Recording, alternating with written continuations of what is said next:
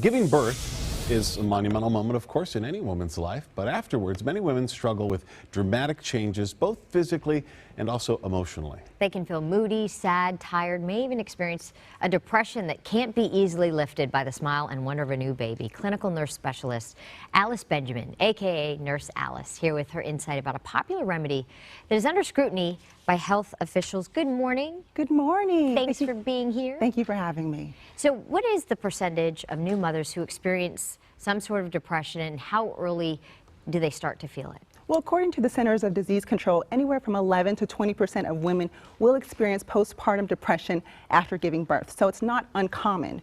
And the interesting thing about it is it can strike anywhere from immediately post-delivery up to a year. Really? Yes. Because a lot of, I think, women think they're in the clear. You know, there's a few months that go by and you feel good, but it can actually come on later. Actually, yes. So there is no exact moment of when it will start, when it will end. Anytime within that first year, if you start to experience things like, as you mentioned, signs of hopelessness, feeling sad, inappropriate crying, and those other types of symptoms, it's definitely something to look at because it may likely be postpartum depression. Some people say the solution to this is the placenta pill. What is that, and is it the solution? So the placenta pill. So there is this ancient Chinese practice of eating your placenta. It's believed to have health benefits such as preventing postpartum depression, as well as stabilizing mood, giving you more energy, increasing your breast milk production. So there's lots of benefits that they say that eating your placenta has. However, there's no true science to say that in fact does do those things.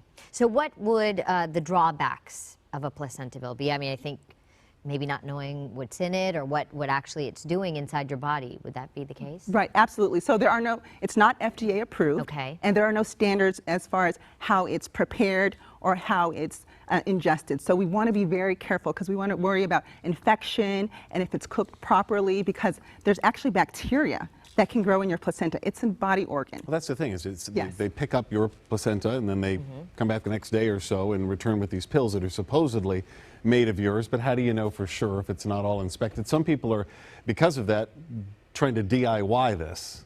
Absolutely. So some people do DIY it, and they take their own placenta home and they will bake it, saute it, make smoothies. There's things that you can do with it. And then there are companies that will actually come and pick up your placenta from the hospital, and they'll take it back to their home or to their laboratory, and they'll prepare it. But the Centers of Disease Control wants to caution women because there are no standards on how that is handled, how it is prepared. And there is a recent case that happened in Oregon where a mother who didn't know she had an infection released her placenta and then received tainted placenta pills, and then baby got sick again. So CDC warns women, you know, to be very, very careful when thinking about ingesting their placenta. And in terms of the potentially positive benefits, is it important that it be one's own placenta? Oh, absolutely. Okay, it can't be like some random. Absolutely. So again, this is a body organ, right? So you want to be careful. If you are going to do it, again, do a lot of research. Make sure that, you know, this buyer beware in a sense, but it should be your own placenta. You should not be ingesting someone else's placenta. And you want to be careful that you're making sure that you're taking the utmost care with preventing infection.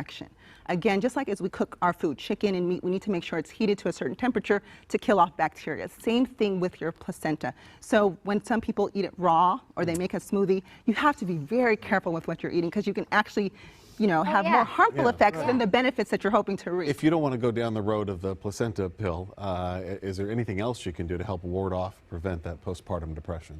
Well, I'm not sure that you can actually prevent it. However, there are measures that you can do to maybe minimize it. So what will happen is you can make sure that you notify your healthcare provider if you're having any of these symptoms of hopelessness, withdrawing from family, or if you're a family member and you see this happening in your loved one, make sure you get some medical attention. And then it's also going to be important that you maintain a normal routine as much as you can with a new baby in the house, right?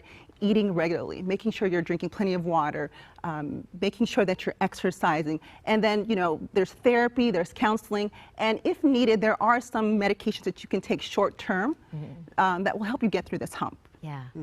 All right, for more information about clinical nurse specialist Alice Benjamin, follow her on social media.